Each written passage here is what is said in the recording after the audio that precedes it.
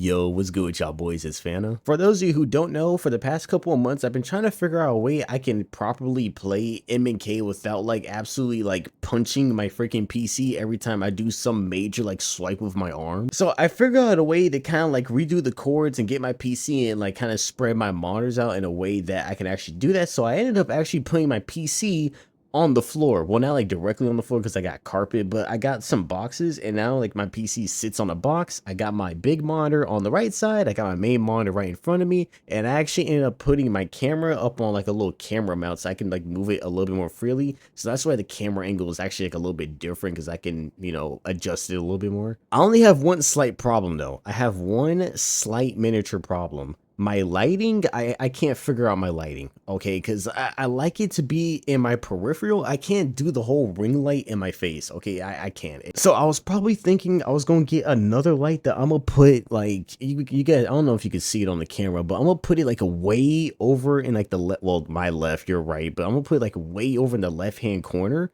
And it's going to be like illuminating that, so it's not like in my face, but it'll still like illuminate the room and still be kind of cool. So I don't know, we'll figure it out. As far as the video is concerned, I don't know what I'm gonna title it. I'll probably figure it out at the end of this commentary. I kind of just want to talk to you guys and kind of goof around for a little bit here.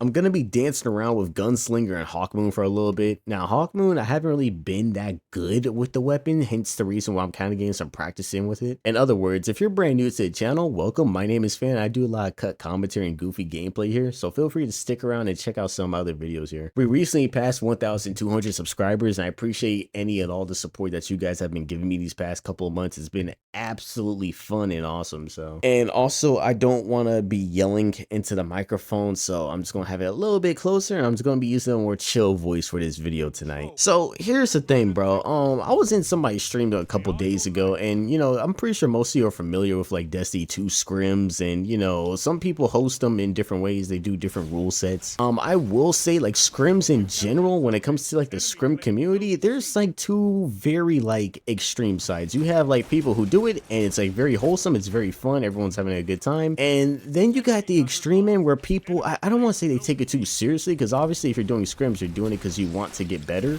But there's sometimes I think people let scrimming like just screw up their whole entire like mood way too much. And that's kind of what happened. I was watching this dude, he was having a good time, he had a good game, but apparently I guess on snipers box breathing isn't allowed. I wasn't really aware of that. I've never done a scrim where box breathing wasn't allowed, but I mean, to be completely honest, the snipers I want to use anyway, I can't really use, because now here's the thing, when it comes to sniping and scrims, I know for the most part the scrims I've done, most people don't care about having moving target or snapshot or opening shot on, right? But apparently in this scrim, having box breathing or opening shot on, yeah, they're not the biggest fan of it. Now, I don't want to sit here and say like the rules aren't important. Obviously you want to follow the rules. I'm gonna follow whatever the rules are depending on, like, you know, who I'm with. You know, sometimes whenever I play with my boy Gary, he's pretty like, you know, relaxed on the rules. He doesn't really care too much as long as you're not running like nothing like extremely like hyper cheesy or something like that, like freeze nades, cold snap, you know, awesome spam. And then you have like other people who scrim and their rules are like a little bit more tighter, but there's some people like physics, right? His scrims are actually like probably like the best I've done, and he calls it, he doesn't even call them scrims, he calls it labs. And like the whole mindset and like the whole like atmosphere of whenever like you do labs or any kind of scrims is actually like pretty positive for the most part. There's like rarely ever, and I mean ever, I've never had like nothing like extreme like negativity, at least when I've done it. And I think that's what scrims should be. Now obviously there's some people like, okay, like face it, right? If you go into like a face it, that's gonna be like hyper sweaty just off the top, right? Just all like off top, that's just gonna be a hyper sweaty mode with those people anyway, because they're trying to get, you know, really good and they want those comp matches, right? But this guy was using a perk that wasn't allowed on the sniper, but if you actually watched the actual like scrim itself, he only had one sniper kill. Everything else was straight up like melees or just like hand cannon primary kills, right? Like he only had one sniper kill. So he was performing really good the entire time, but like the other team, like once they saw, like they basically like decided like to start like meat riding his loadout. So like, you know, they start inspecting everything. They're like, oh, you got a perk on your sniper that isn't allowed. You screw up the whole scrim because you're not using the right stuff, blah, blah, blah, blah, blah, this and that. And I was just like, I was watching and I'm like, bro, like, I get it, you know what I'm saying? Okay, yeah, he had on a perk that, you know, wasn't allowed, okay? It's not to say that he was cheating or anything like that. Like, you know, I don't want to inflate it any more than like what it is, you know. First of all, it's scrims, you know what I'm saying? If they were like playing for money and there was like, you know, set rules pre-hand and everything, and like there was like, you know, money on the line, it was some kind of tournament. Okay, I got you, I understand, but this is literally like a casual freaking scrim lobby. You mean to sit there and tell me you guys are gonna sit there and lose your mind because this man just so happened to have a perk on the sniper that he only got 1 kill with? It's like, come on, man. But like at the same time, I want to respect the scrim environment. I want to respect the rules and everything. But when people sit there and act completely out of character over something so minuscule, it's really hard for people to really want to get into it consistently, you know? Like, you literally got mad over a perk that dude wasn't even benefiting from at all, you know? And he got 1 sniper kill from it. Like, you know, I know in a lot of scrims, like opening shot isn't allowed in like main scrims, or like moving target isn't allowed in like a lot of different scrims also. It's one thing if he had like opening shot, moving target on, and he was absolutely just slaying out with it, and then you peek and it's just like, bro, like you were using like, you know, perks that weren't allowed. Okay, fine, I get it, that makes sense. Dude had, I think, box breathing on, and he had 1 sniper kill with it, and it wasn't even a headshot, it was a freaking body shot cleanup. But the entire time, because they were flying at him with shotguns the whole time, he was literally just using a primary. So I was just like, bro, what are we tweaking over? They're sitting there talking about, yo, like if you weren't using that perk, you wouldn't have, you know, won, blah, blah, blah, this and that. I'm just like, bro, there's like no way you guys are trying to cope this hard, man. And like the thing about it is, like, scrimming in of itself, like scrims aren't toxic in of themselves. They're actually really fun. They're a great way for people to get, you know, good, you know, at the game and everything. Especially like me, since I'm like, you know, trying like to get better on M&K. I've definitely been doing a lot more private scrims so I can get, you know, my hand-eye coordination a little bit better, get my aim on point. Like, let me compare it to this, okay? It's like me playing a game of pickup basketball, right? Obviously, pickup basketball in like NBA, college, or like a high school regulated game are going to be 2 very completely different things, you know? So like, imagine I got pissed at somebody in pickup basketball for, I don't know, they sat there and did like a 3-second violation in pickup basketball, right? You're not going to call a 3-second violation in pickups, okay? Now in a regulated game like high school ball, college ball, FIBA, NBA, yeah, a defensive 3-second violation is gonna get called. But in pickup basketball, even in some adult leagues, I don't even think they call 3 seconds in some of the men's leagues that I've played. I don't even think that's even like anything they actually call. So like, imagine I go to like my local basketball court and I lose, and I'm just like, well, if this dude wasn't sitting in the paint doing a 3-second violation the whole time, you guys wouldn't have won. That's basically what I'm comparing it to, you know? And then like, imagine like somebody is trying to like, you know, play basketball. They're, you know, they're getting into it. They just want to have a little bit of fun.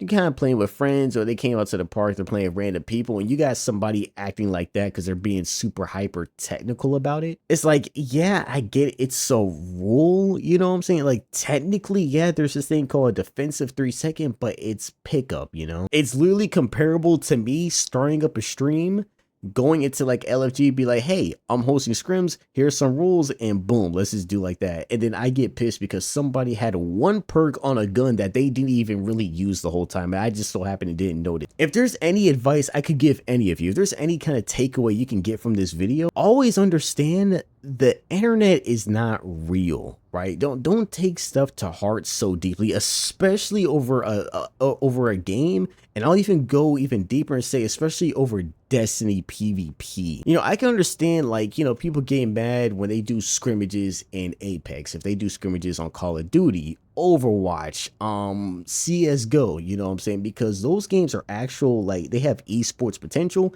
You can actually go and do LANs in those games, so you actually want to improve. So those scrimmages actually make sense, you know what I'm saying? Destiny is not no professional. There's no esports that will ever exist out of this game. I mean, don't get me wrong, like, the gunplay is fun, you know, just having that natural competitive nature just to, you know, be good. You know, I understand it's healthy, you know, there's nothing wrong with that, but at the same time, there's context and there's a certain limit that I think people need to kind of chill out at. And there is a lot of egos. I mean, I've played with plenty of people. There's a lot of like closeted egos that certain people have, and I'm not really referring to any streamer or nothing like that, but there is just a lot of people that play Destiny, and when it comes to PvP, there's just a lot of misplaced egos. You know what I'm saying? And I'm talking about like the more toxic side of things, you know, like teabagging and whatever. I don't care about teabagging. Okay, I think some people, if someone gets teabagged and you actually get blowed about it, I don't know what to tell you. Like if you're getting blowed about teabagging in 2024, I don't know what the heck you were doing if you were playing Halo or Call of Duty back in like 2010, 2012, 2014. I don't know what the heck you were doing in. But then at the same time, like my perspective on life is completely different than a lot of other people, so I gotta take that into consideration, that some people, how they view stuff is completely different than how I view it. When I played Destiny 2, right now, there was a point in time I used to be super competitive on this game. I used to want to, like, you know, win every match. I used to want to win every trials match, do trials carries, and, you know, stuff of that nature. And I really wanted to succeed and be good, you know, especially when it came to PvP. You know, I hated dying. I hated, you know, not being able, like, to win matches. Like, you know, there was stuff that used to get on my nerves and whatever. But as someone that's played sports, you know, I played basketball, you know, competed in basketball, you know, I boxed, I've competed in boxing. I'm kind of just in touch with my own reality. That's a good word. I don't think enough people are grounded when it comes to like video games sometimes.